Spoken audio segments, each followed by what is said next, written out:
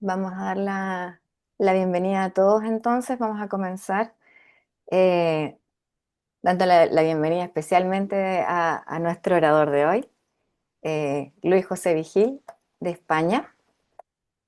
Luis inició su carrera fotográfica en 1988 con la fotografía análoga en esos años. Y el 2004 ya comenzó con la fotografía digital, formándose de manera autodidacta y colaborando en foros reconocidos como Éxodos, Retratando y Ojo Digital. Ha recibido múltiples reconocimientos, incluyendo maestro de la Federación Asturiana de Fotografía y maestro de la Confederación Española de Fotografía, también jurado bronce de la Federación Española de Fotografía, siendo jurado en distintos concursos internacionales como China, Argentina, Turquía, España y ahora en Chile. Eh, También dirige el Centro Expositivo FIAP de... Ay, ayúdame cómo se dice, Luis. ¿Langreo o no? Sí, mira, a ver, aquí en este rinconcito de España pasa como hay en vuestra tierra, que hay muchas zonas que tienen su lengua propia, aparte del castellano, ¿no? Entonces, el centro es el Centro Expositivo FIAP de Langreo, pero aquí localmente ese es el Centro Expositivo FIAP de Llangreu, que es como se dice Langreo. en español. Muy bien, gracias. Eh, Su obra también ha ganado, ¿cierto?, premios relevantes, eh, como el Premio a Valores Humanos del Ejército del Área del 2010. Eh, Fue seleccionada para el calendario oficial Fuji, España también, y ha realizado diversas exposiciones individuales y colectivas. También ha publicado 2 libros y también ha sido docente en eventos y profesor asociado de la Universidad de Alcalá, impartiendo el posgrado de Fotografía Clínica de las Heridas. Eh, lo que nos va a presentar ahora es una mirada, su mirada, con respecto a retratos en distintos lugares del mundo. Así que te doy la palabra, Luis, para ver tus bellas fotografías. Bueno, buenas tardes, buenas mañanas por ahí, muchas gracias. Nada, agradecer a Joan, a Luis y a todos los que estáis aquí el haber venido y dedicar esta mañana, esta tarde de sábado en escucharme un poquito. Yo no os voy a dar, y además es que me dará hasta vergüenza, el dar ninguna lección estando aquí Manuel Viola o estando aquí Luis Franque con sus retratos y sus fotos de viaje. Simplemente os voy a contar un poquito mi experiencia y cómo surgió esto. Voy a compartiros la pantalla, a ver si lo hago bien. Sí, se ve, ¿verdad? Sí, sí, muy bien. Vale, muy bien. Nada, en esta primera contacto, la imagen que veis es una imagen que es de un amigo, de Carlos Suárez, que también conoceréis muchos de vosotros, y es una imagen realizada con inteligencia artificial, ¿no? Entonces quería aprovechar este momento para deciros, como dicen los documentales, que ninguna de las fotos aquí presentes en esta charla ha sufrido daños o sufrimientos innecesarios y ninguna de ellas ha pasado por la tortura de la IA, ¿no? Son fotos en su inmensa mayoría, sobre todo la última parte, que están dentro del concepto de Only RAW, es decir, de no manipulación de la foto. Pero con esto no os quiero decir nada, simplemente que son opciones que cada fotógrafo tiene que tomar en su momento y decidir qué es lo que desea hacer, ¿no? Esta idea, ¿sí? Empezamos con un pequeño problemita que no me pasa la diapositiva. Espera un segundito, a ver. Ahora, nada, esta idea surgió, yo siempre había hecho paisaje principalmente, aprendí bastante del paisaje con un maestro que es José Benito Ruiz, que le conoceréis porque tiene mucha presencia en Chile, con muchos cursos y con muchísimas cosas, y aprendí casi todo lo que sé de él y lo apliqué en la fotografía de paisaje. Lo que pasa es que hubo un momento que la fotografía de paisaje ya no me llenaba, ya no me decía gran cosa ni me motivaba para hacer más, ¿no? Casi a continuación de eso y también debido a temas profesionales y a temas personales, empecé a realizar un poquito de viaje. Ahí tenéis en este pequeño mapa algunos de los viajes que he realizado o los países que conozco, vamos. Y este último año que ha sido el más viajero, lo veremos después al final. Y sí me fijé revisando con Loreto para otro proyecto que tenemos por ahí, que una de las cosas que hacía casi instintivamente, ¿no? No tan conscientemente dentro de las fotos de los viajes, eran los rostros humanos, ¿no? Es algo que a mí me atrae muchísimo, sobre todo en el caso de los niños y de las personas mayores, porque creo que nos transmiten mucho, que nos llenan, que todos tienen su historia y que en cierta medida en ella queda plasmada en ese rostro su historia. Os quería dar algunos tips, más que nada, porque es de lo que se trata, de compartir una experiencia, no de dar ninguna lección, que seguro que me la podéis dar todos a mí, con muchos más conocimientos y motivos. Y lo que siempre digo que es una cuestión de confianza y de respeto mutuo, ¿no?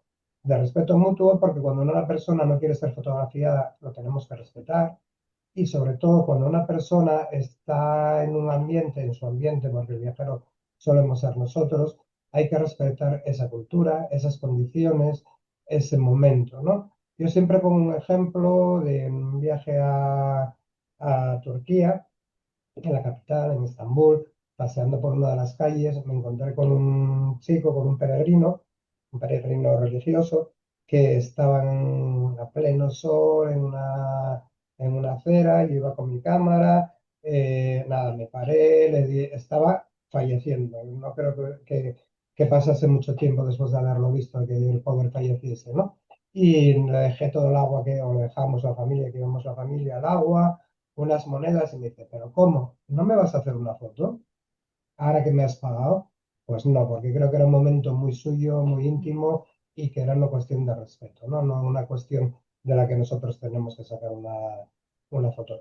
Es también una cuestión de confianza, ¿no? Te tienes que ganar un poco la confianza de la gente y tienes que hacer que vean que no estás intentando cazar un bicho raro, que estás sacando una foto a una persona. Y por lo tanto, le tienes que dar la confianza del uso que se va a hacer. No sé si está, creo que sí, en una de las fotos que veremos. Me dieron una gran lección también en República Dominicana. Estaba intentando convencer a una chica de que me dejase hacer fotos. Era una taberna, que por cierto se llamaba la Taberna de Luis. Y la chica no acababa de estar muy convencida. Y un señor que estaba allí me dice, pero bueno, ¿y por qué? ¿Qué falta de educación es esta? ¿Quién es usted? ¿Para qué son estas fotos? ¿Para qué las quiere? Tendría que haber empezado por ahí, ¿no? Y me dio una gran lección. Ya se le expliqué que era un fotógrafo amateur, que no se iba a hacer nada, y a partir de ese momento pudimos hacer las fotos. La espontaneidad, bueno, esto ya es una cuestión de gustos. Yo intento que mis fotos no sean posados, sino que sean robados, ¿no?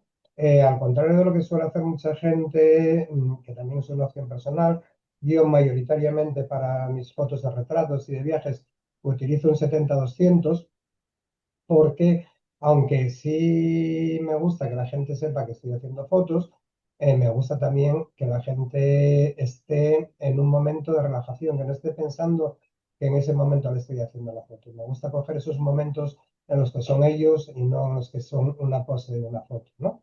Y de ahí los robados.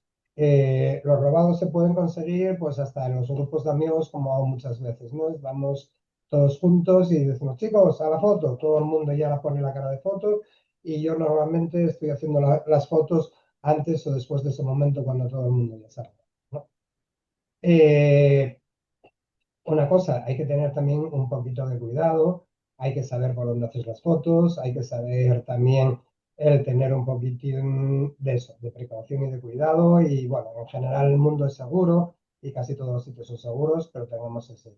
Os pongo esta foto de este año, bueno, pues con el hecho de estar con un policía de seguridad, con el arma, que por cierto la tenía montada, y que después de darle un buen rato le digo, oye, te voy a hacer una foto. Sí, sí, sin problema.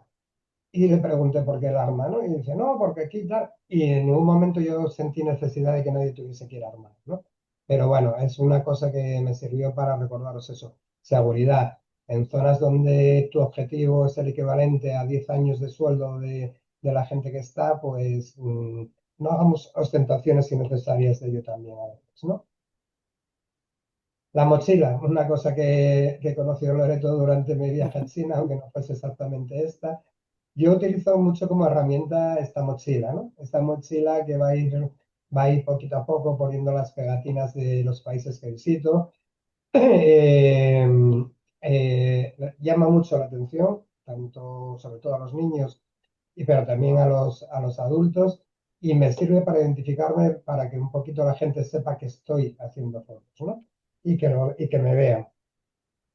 Sobre todo en países árabes o países musulmanes, es muy importante porque si no puedes tener algún problemita con los temas de la imagen, sobre todo en el caso de las mujeres y demás.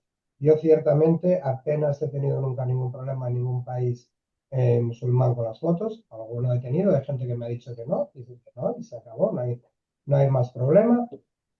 Pero esta mochila sabe y hace que la gente se fije en que tú estás ahí, ¿no? Entonces, una vez en ese momento, por lo menos es como yo suelo trabajar, en ese momento que la gente sabe que estoy ahí, yo intento mimetizarme a partir de ese momento. Ya saben que estoy aquí, saben que estoy con ellos, procuro ser uno más de ellos, suelo utilizar bastante el tema de la jovialidad, de preguntarles, de hablar, de decirles quién soy, aprendí esa lección y de qué estoy haciendo, ¿no? Y cuando ya ha pasado un ratito y ya me ven como alguien más, es cuando yo empiezo a hacer mis fotos. También digo que es una cuestión de paciencia. Procedo del paisaje. Entonces, en el paisaje todos sabemos que normalmente para hacer una foto de un buen atardecer o de un buen amanecer, pues lleva una hora y pico de preparación, de encuadre, de preparación de filtros, de no sé qué más. Y yo hago las fotos o de personas o los retratos un poquitín con esta misma mentalidad. Si me encuentro, son unos paisajes con personas, como digo yo, ¿no? Son unos paisajes, paisanajes. Si me encuentro el escenario que me gusta estar allí, esperar que llegue la persona adecuada, el momento adecuado y hacer esa foto. No me gusta ir de un lado para otro, a ver qué cojo, no. Lo prefiero. También eso lo pudo ver Loreto en China, que me puedo poner muy pesado y ponerme en una esquina y estar 10 minutos hasta que yo encuentro la persona o tal. Os voy a dar unas pinceladas, faltan más trabajos, de lo que yo he hecho con este mundo de miradas, ¿no? Empiezo hablando por Iberia, no se me enfaden los españoles como Iberia porque es España y Portugal, pero no podría poner España y Portugal porque las fotos que vamos a ver de personas son solo de Asturias y bueno, poner Asturias y Portugal no me gustaba mucho, ¿no? Entonces os hablo de Iberia, principalmente son de mi tierra, son de Asturias. Asturias es una tierra que es un mini Chile, como hablábamos antes. En poquitos kilómetros tiene alta montaña, tiene costa, tiene ciudades industriales, tiene paisajes industriales, tiene un mar muy potente que es el mar Cantábrico. Y aquí, bueno, y tiene mucha arquitectura antigua y moderna, ¿no? Así un poquito de pasada, pues bueno, este es un paisaje de los picos de Europa, este es la montaña emblemática, la primera de arriba a la izquierda, es la montaña emblemática de Asturias, es el Naranjo de Bulnes, y el nombre le viene de esa tonalidad, que esa tonalidad se produce solo aquellos días en que hay atardecer, porque las nubes lo permiten, y durante el día la piedra ha estado mojada. Es una piedra basáltica, entonces cuando se moja y al incidir la luz del sol se pone de ese intenso color naranjo, ¿no? Si venís a Asturias, un consejo, no lo llamar el naranjo, llamarlo lurriello, porque hay mucha gente que no le gusta que se le haya cambiado el nombre autóctono por el nombre nacional, ¿no? En otra de las siguientes fotos podemos ver el centro Niemeyer con todo su colorido y su espectacularidad. Algunos de los que vinisteis al fotomeeting lo pudisteis visitar. Y es un sitio que la verdad, tanto para hacer fotos de arquitectura como de personas, es espectacular. A la derecha, la Basílica de Covadonga durante el fotomeeting. Si no me equivoco, eso este puede ser hasta Luis Franque, el que está ahí de rojo. Y aquella me parece que es Roe Smith, si no me equivoco, o una de las chinas, no lo sé muy bien. Bueno, como veis es lluvioso, llueve Y aquí se empezó, dice la leyenda, la Reconquista, ¿no? Lo que fue lo que permitió de la invasión de la península ibérica por los musulmanes de España, y donde empezó a nacer el sentido de España y cultura occidental, hizo posible después el encuentro con Sudamérica, ¿no? A la izquierda abajo tenemos a San Juan de Valdedios. Asturias tiene, por eso que os acabo de comentar, tiene una peculiaridad, que tiene un estilo arquitectónico propio, que es patrimonio de la humanidad, que es el prerrománico asturiano, y esta es una de sus obras icónicas, ¿no? Es propio porque en ese momento Europa estaba en la Alta Edad Media, el resto de la península estaba en manos musulmanas y había poquitos arquitectos y ingenieros y demás que hiciesen trabajos cristianos.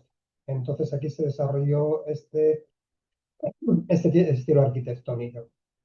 Como veis, la siguiente es un lago helado, es donde yo trabajo, es enfrente de mi consultorio, enfrente de mi ventana, que lo que nos permite también que tener durante el invierno algunas fotos o posibilidades de fotos muy, muy peculiares. A la derecha es uno de nuestros puertos, para mí icónico, que es el puerto de Villavélez, y con unos temporales marítimos con olas de 9, 10, 12 metros, que en esos momentos no son muy buenas para hacer, pero que nos permite también poder hacer algo de paisaje. Portugal, ¿qué os puedo decir de Portugal? Muchísimas cosas. Tiene unos paisajes y un paisanaje también espectacular y precioso, desde la propia futurista y también con historia, desde la propia Lisboa con el puente Vasco da Gama, que nos permite hacer unas fotos postmodernistas casi diría yo, la zona del estuario del Sado, con esos embarcaderos de madera tradicionales, con sus pescadores entrando y saliendo. También arriba a la derecha en Lisboa, la nueva fundación, no recuerdo ahora el nombre, que está dedicada al estudio de la lucha contra el cáncer. O Brasileira, unas tabernas con mucha historia de muchos años. En el medio, la famosa biblioteca de Harry Potter, la Biblioteca Leao en Oporto, y otras fotos que también Oporto y Portugal, el mar nos permite tener unos paisajes espectaculares. Y bueno, voy a empezar a hablar un poquito de sus personajes. Aquí tenemos a Trini, es una paciente mía y vecina de donde yo trabajo, que es una de las zonas más rurales de Asturias, que se dejó engañar para hacer esta foto. Este era el antiguo ayuntamiento de esta localidad del año 1500, ahora es una cuadra reconvertida. Aquí tenemos a Anita, que la pobre ya falleció con su estampita de San Francisco de Asís, uno de los días que iba a atenderla y en el que me tenía que quedar sí o sí a tomar un café con ella, y con su eterna radio, porque eso del internet y las cámaras digitales a ella no le iban, y donde estuviese una buena radio y un buen fuego. Los alabarderos, que no sé si por ahí, por vuestras zonas todavía siguen. Aquí todavía queda alguno, como este señor, o buhoneros, que hace para el ganado los cencerros, los collares. Es de los últimos que hay. Y estos ya son vecinos de mi zona. Como veis, un mundo bastante rural, bastante auténtico todavía, pese a la mayor creciente presión turística. Una compañera de trabajo que a su vez es ganadera, con su ganado, que recibió un premio en esta feria, uno de los vecinos del pueblo.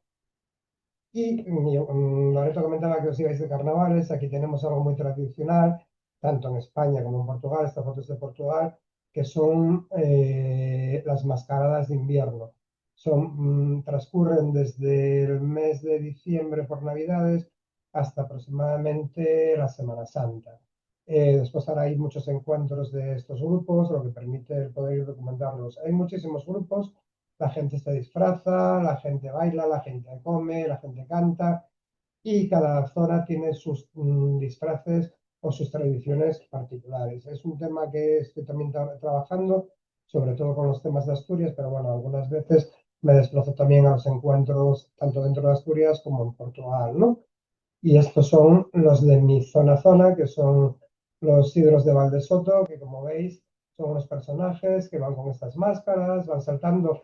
Es casi imposible sacarles los ojos de la foto, y llevan con ellos siempre una charanga que son los del fondo, que van disfrazados, hacen comedias satíricas, las interpretan, ¿no?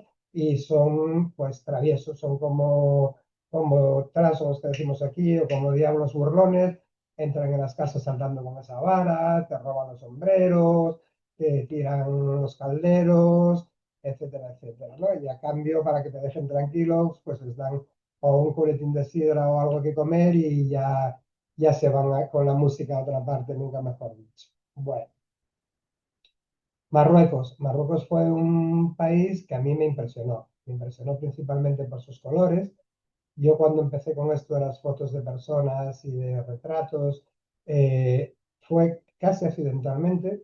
Mi primer viaje a Marruecos fue antes de la pandemia y estaba trabajando en un proyecto que era RGB, como veis ahí en la primera tanda, los colores de Marruecos, el azul de Chauen, el verde del interior, los rojos de Fez o de Marrakech, a mí me impresionaron. Yo decía que eran paisajes en sí mismo, aunque fuesen urbanos. Pero llegó la pandemia, no pude acabar ese trabajo, eso por mi propio trabajo y por las condiciones me lo paralizó durante 3 años y aproveché para hacer o empezar a pensar en las fotos de las personas de Marruecos de esos momentos. Ya veis los niños, las gaviotas, las mujeres que en Marruecos también se ve cada vez más con sus burkas, con sus silabas, con sus hijab, y por el contrario, los jóvenes con su traje del Barcelona o del Real Madrid o del equipo correspondiente, ¿no? Es un contraste precioso. Tienen unas tradiciones espectaculares, la tablada que vemos ahí arriba a la izquierda. Algunas son para turistas, tuvimos la suerte de ver una auténtica en un pueblo auténtico y no es la más grande, pero bueno, es impresionante. Si alguna vez que estéis en Marruecos intentáis ver la taibura, hay una taiburada, no os la perdéis, no os la perdéis. La gente, como veis, tranquila. En este pueblecito donde estamos en la segunda foto, éramos prácticamente los únicos europeos que se perdían por allí. La gente nos acogió, nos acompañó. Son también un pueblo en general muy respetuoso, son muy tranquilos, les gusta estar al lado de esa es la gran mezquita de Casablanca, jugar, pasar la tarde allí con los niños, enseguida te ofrecen un té si lo están haciendo. Y bueno, lo más complicado son las zonas turísticas, como podéis ver abajo, que ya es Marrakech, el inmenso gentío que hay, la Plaza Fena famosa, y ahí sí que hay que tener un poquito más de cuidado, porque, bueno, evidentemente la gente se tiene que ganar la vida y es muy típico que te pidan y te presionen dinero porque les has hecho una foto, aunque no se las hayas hecho, ¿no? Están los encantadores de serpientes, el sacamuelas, que venden muelas sueltas para que tú te hagas tu propia dentadura, el cuentacuentos, el escribe cartas. Toda esta gente, si le hacéis la foto, os va a pedir dinero, se agarra ya de antemano, o tener mucha paciencia como la tuve yo en su momento, y algunos de ellos al final te la dejan hacer, ¿no? No quería que fuera por dinero, quería que fuesen porque sí, desde otro punto, que sin que me vieran y demás, algunas se consiguió.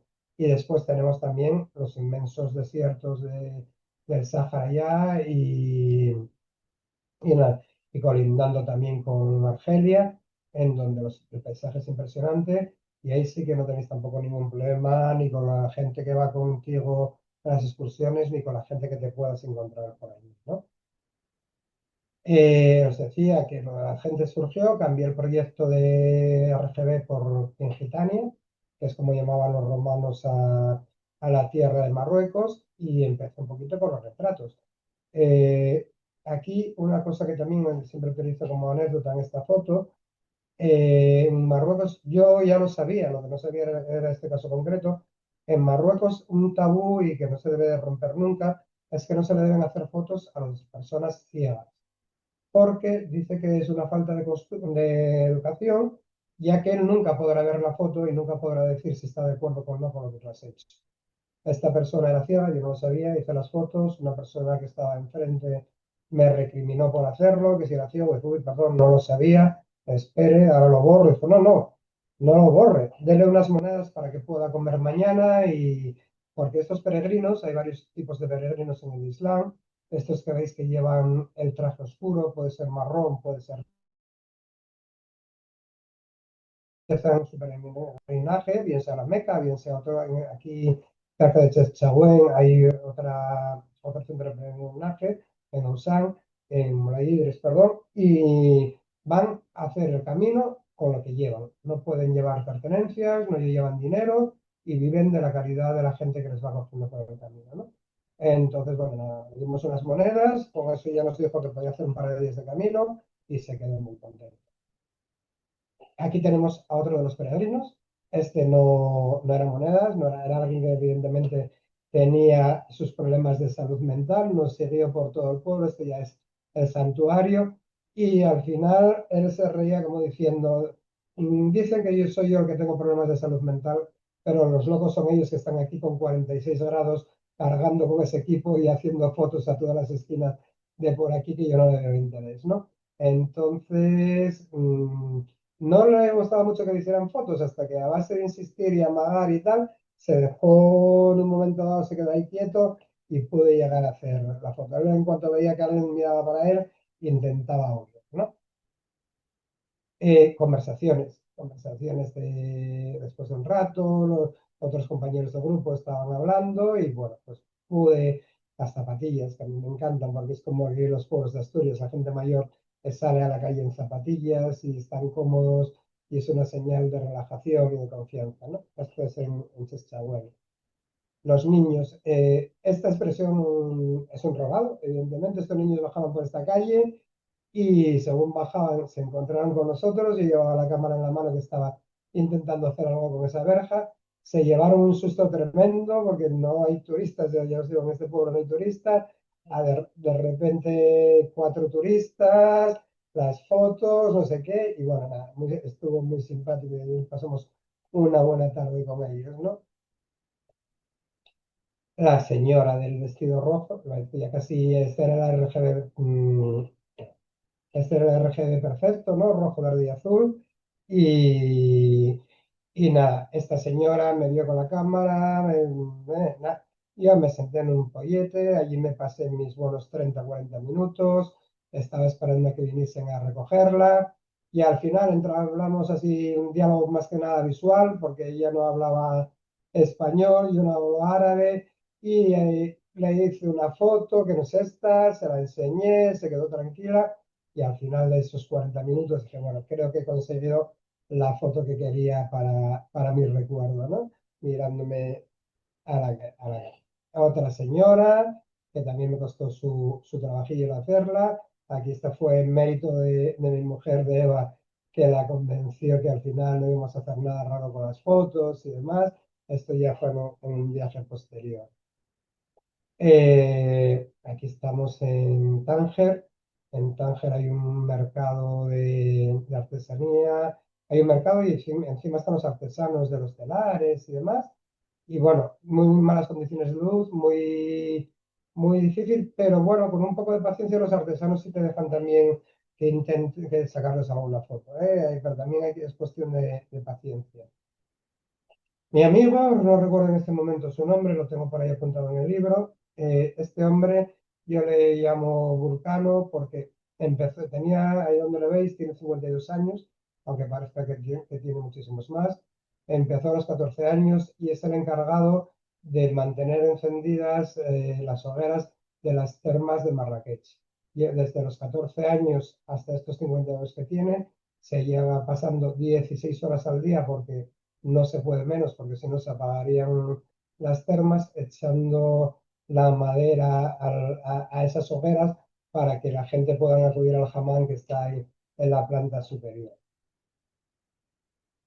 Y bueno, aquí tenemos esta pequeña diablesa, que también fue la anécdota, fue curiosa, iba con su vestidito nuevo, como se ve, eran unas escaleras tremendas y bajaba toda contenta con ese billetito que son 2 euros, o sea, unos 2,5 dólares que le habían dado para ir a comprar y me dio haciendo fotos y yo estaba ya como yo siempre en mi hide, me siento en un sitio y ya después de haberme hecho todo eso que os he dicho de la mochila y de todo esto, esperando un momento, me vio y intentó ya de todas las maneras ponerse en el encuadre de la cámara, ¿no?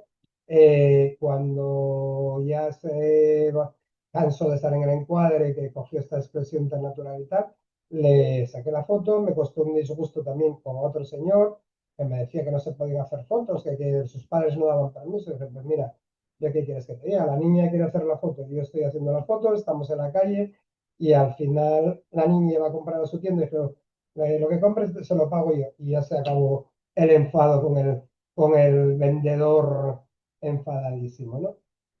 Y bueno, otro de los viajes que os quería relatar, porque aquí fue quizá cuando me impresionó más el mundo de los rostros a un principio, es Tailandia. Tailandia es un sitio espectacular, con Phitsanulok, Mae Sai, Chiang Rai, todas sus ciudades, pero Phitsanulok sobre todo. Entras en Phitsanulok y piensas que estás en Angkor Wat, que es increíble. Yo creo que es muy desconocido. Tailandia se conoce mucho por, bueno, pues eso, por el mercado del tren que lo tenéis a la izquierda abajo, o por los mercados flotantes, o por los budas, pero el patrimonio cultural y arqueológico que tiene es impresionante. Una de las cosas que me costó mucho trabajo, como las fotos del medio arriba, es que son muy religiosos, oran muchísimo, pero ellos oran de cara al altar, es como las iglesias católicas, con lo cual es como un poco problemático, aunque no te van a decir nada, porque no conozco ningún tailandés que se enfade por nada, es meterte en el altar o en la zona sagrada para poder cogerlos de frente, ¿no? Es complicadísimo. Tienes que tener paciencia, que veremos alguna después, y estar como mucho lateralmente lo más próximo posible a la zona sagrada para intentar sacar alguna foto de rostros. El mercado del tren, que está súper saturado, ahora es más el mercado de los turistas que del tren.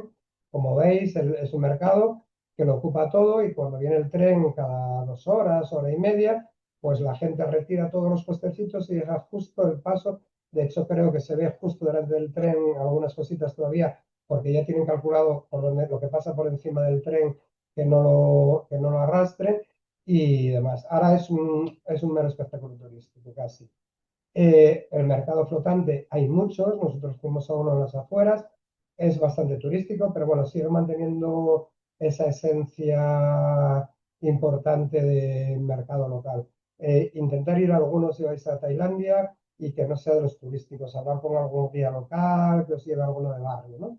Y bueno, desde luego los templos con sus budas y con su pan de oro omnipresente en Tailandia.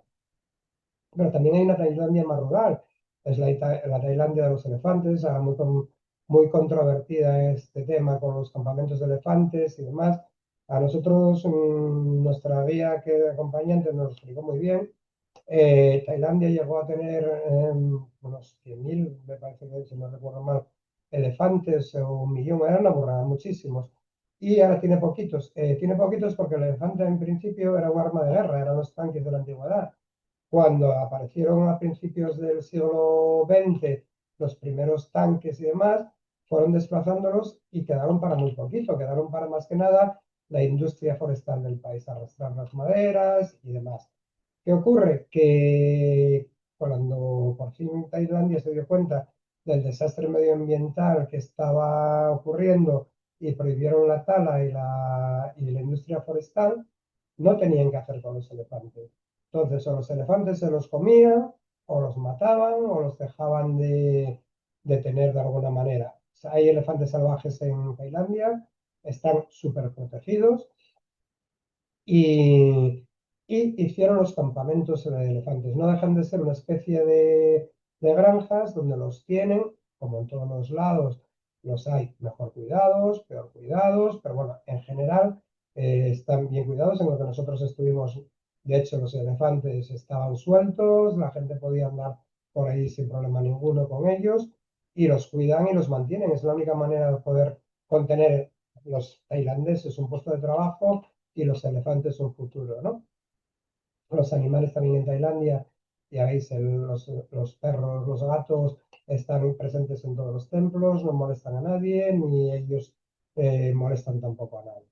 Hay tribus que sobre todo están las mujeres jirafa, que proceden, son exiliadas de la vecina Birmania o Myanmar, como se llama ahora, que están en aldeas, esto es en la zona de Chiang Rai al norte, y no son las famosas conocidas del campamento de mujeres jirafas.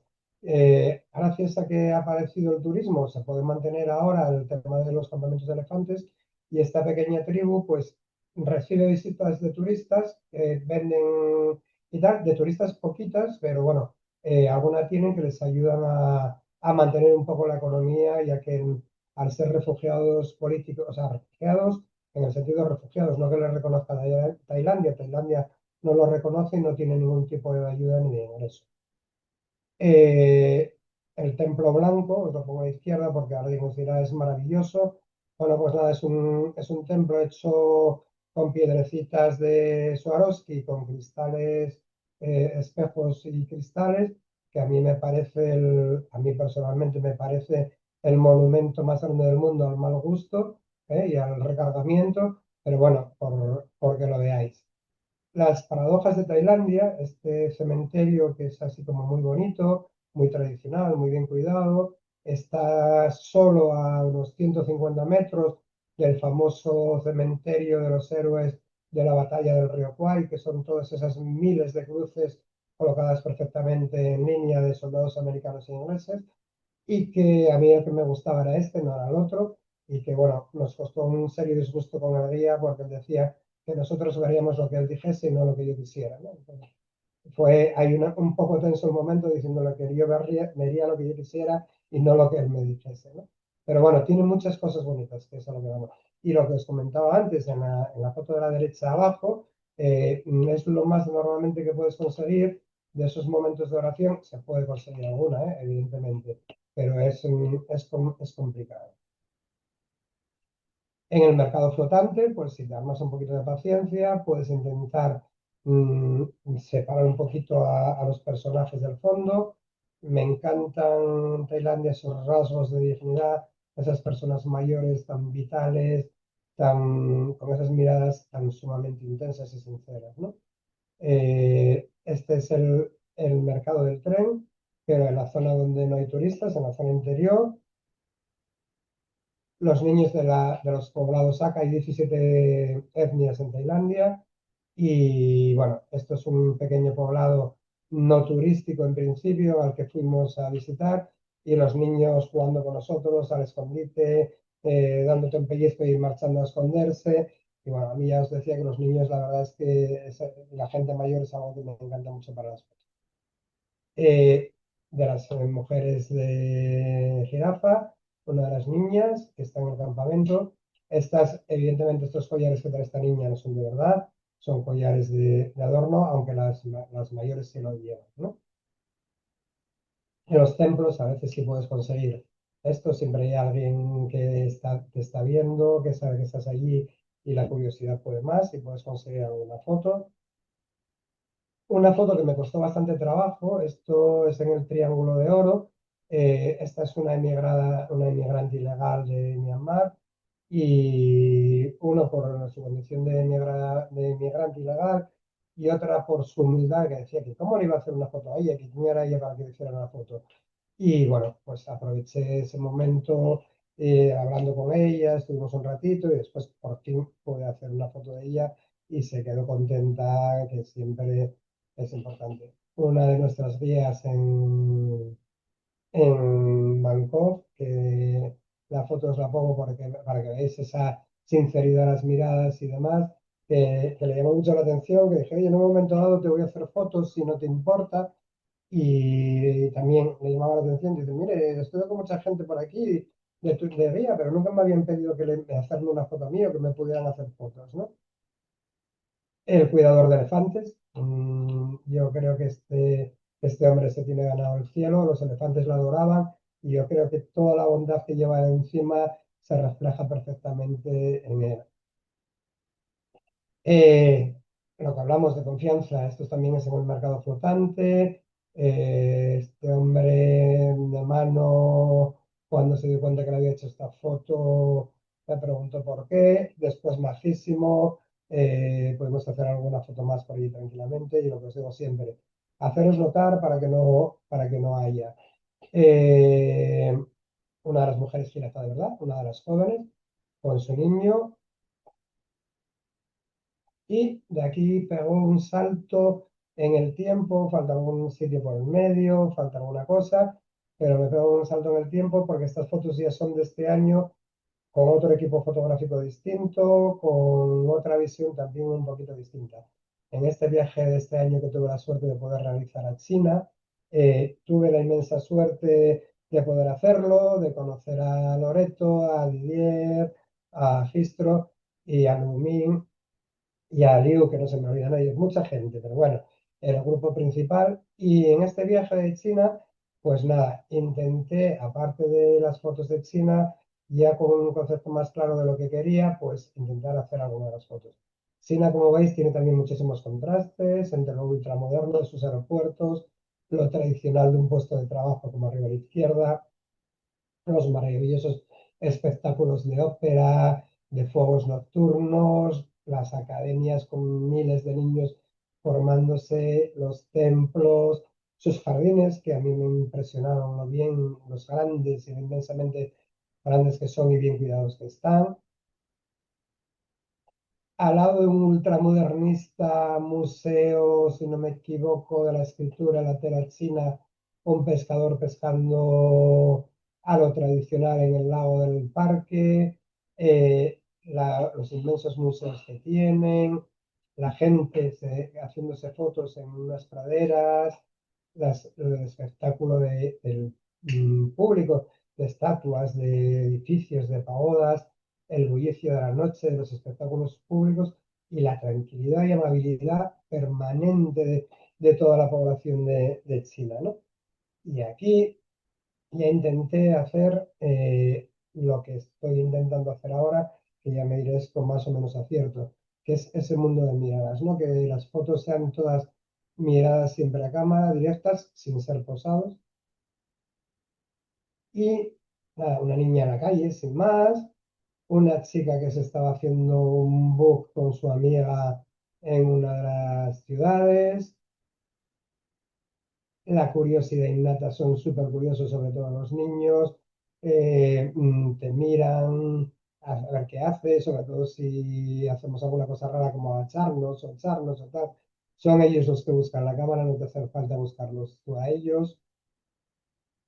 La belleza de las chicas chinas en general, pero sobre todo cuando se maquillan y demás, es increíble. Y la amabilidad y esa sonrisa. También hay gente que tiene miradas de preocupación o de cierta tristeza, ¿no? Pero bueno, eso es la realidad de todos los sitios en los que estamos. El señor con su traje tradicional. Eran fiestas, yo creo que como aquí ocurre a veces en Asturias, la gente debe poner sus ropas tradicionales cuando son las fiestas de la zona, porque había mucha gente sin ser actores con su traje. Los mayores, como os decía, los mayores a mí es algo que me traen por la calle de la amargura, me encanta y me encanta que estén felices, como se puede ver, y que sigan haciendo su vida, las miradas inquisitivas como diciendo, ¿qué hace este loco ahí tirado en un suelo mirando para mí, ¿no? Y gente con una mirada que parece que está pensando en otras cosas, no sabes muy bien en qué está pensando. La curiosidad. Los niños es que la curiosidad les mata y bueno, me pareció simpática. Aquí están en una escuela del partido recibiendo clases al aire libre y bueno, aprovechar ese momento primero de bullicio cuando te ve, no sé qué, y cuando ya se cansaron de mirarte, pues buscar esos momentos o buscar esas expresiones, ¿no? Y bueno, República Dominicana, mi República Dominicana, todos tenemos esa idea de República Dominicana, de playas inmensas, de resorts, y bueno, República Dominicana tiene mucho también que ofrecernos aparte de las playas y de los resorts, ¿no? Eh, como veis, y como intenté reflejar abajo en la foto, en la vida dominicana se vive una vida de perros. O sea, te puedes estar tranquilamente durmiendo al sol con tus cervezas que se ve ahí, aquí está muy chiquitita la foto, con tu cerveza a la sombra, descansar, pero puedes pasear y puedes ver cosas muy interesantes. La arquitectura colonial en Santo Domingo es preciosa, los medios de transporte todavía tradicionales que siguen en pie, dices tú, cómo es posible que esto sea caminando, eh, los contrastes, la gente. pues puede trabajar simplemente llevando carritos con bultos o vendiendo cuadros o en la construcción. Las monjas que todavía están, ahora en España no es tan frecuente y es muy frecuente por Santo Domingo verlas en congregación, intentando hacer algo de apostolado. Mucha gente en Dominicana vive para el juego, para la apuesta y trabajos duros, duros. Salinas a recoger la sal con sus 86 años a pleno sol a 30 y tantos grados. Rincones a veces recuperados, como el de la derecha abajo, que es en Samaná, de la típica. Son recuperados, ¿eh? Están todos restaurados, pero bueno, era lo que estaba en Samaná, que dices tú, bueno, hay algo más que playas, la verdad. Y bueno, en este viaje he podido hacer también, pues una cosa que tenía pendiente y que me apetecía mucho, que era visitar los batéis. Los batéis era donde en un principio las industrias del azúcar estaban los esclavos. Cuando se acabó la esclavitud y llegó la época industrial y empezó el vapor, estaban los trabajadores. Y cuando en los años 80 se acabó la industria azucarera en República Dominicana, se convirtieron en un refugio de los emigrantes de Haití que vienen ilegalmente desde el otro lado de la isla, ¿no? Pueden parecer a simple vista sitios complicados o sitios difíciles, pero bueno, con un poco de ayuda de nuestros amigos dominicanos pudimos entrar sin el más mínimo problema, una gente encantadora y, bueno, documentar un poquito cómo es la vida de ser haitiano o ser, lo mismo da que seas haitiano, que seas español o que seas sudanés, cuando estás en otro país y encima no te reconocen y eres ilegal y no tienes ninguna posibilidad de que te reconozcan y tus hijos no existen porque no se pueden registrar, tienes que vivir como buenamente puedes y sin embargo siempre con una sonrisa, con una dignidad espectacular. Los niños, algunos iban al colegio, otros tienen esa suerte. No llega a comprender muy bien el por qué unos iban al colegio, porque otros no pueden ir, pero unos críos encantadores. Algunos de ellos quisieron aprender y a ver si algún día eso lo podemos hacer posible, a hacer fotografía y ser ellos fotógrafos. Los ancianos, este hombre, 94 años, empezó a trabajar a los 8 años recogiendo caña de azúcar y a sus 94 años pues vive de la caridad y de sus hijos porque ni le dio pensión ni nada de nada y trabajó hasta los 84, desde los 8. Algunos niños parece que ya tienen claro que esto no es lo nuestro, tenemos que salir hacia adelante y tenemos que llegar a ser ciudadanos con los mismos derechos y oportunidades que los demás, ¿no?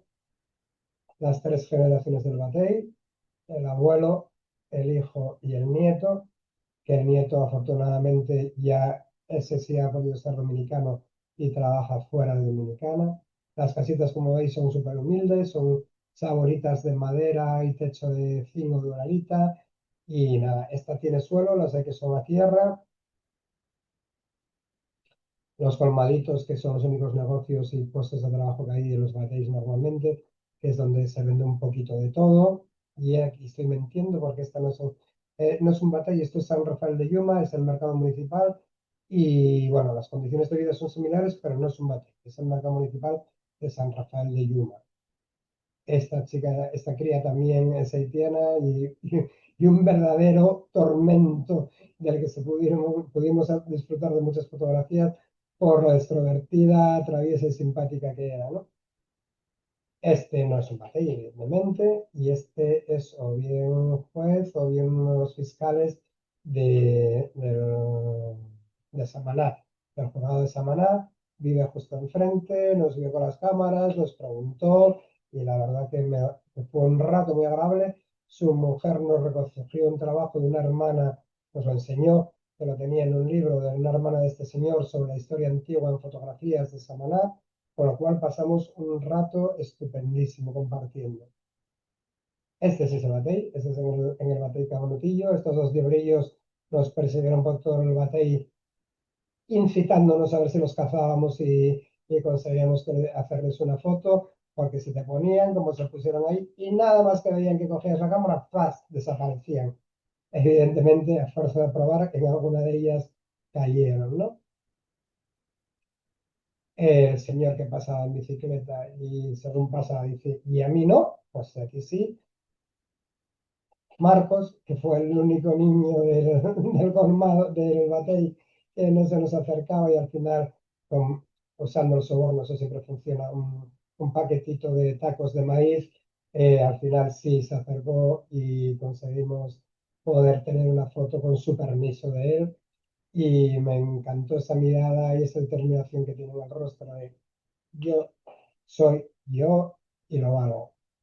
Y bueno, lo que siempre normalmente suelo decir y suelo hacer cuando hago alguno de estos retratos y al acabar, siempre a la persona que fotografío, si puedo, le enseño en cámara, evidentemente, el trabajo y si me dice que no le gusta o que no la quiere, esa foto no verá la luz más. Y bueno, creo que es el momento de dejaros que preguntéis, que critiquéis, que comentéis, que hagáis lo que queráis y espero no os haber decepcionado mucho.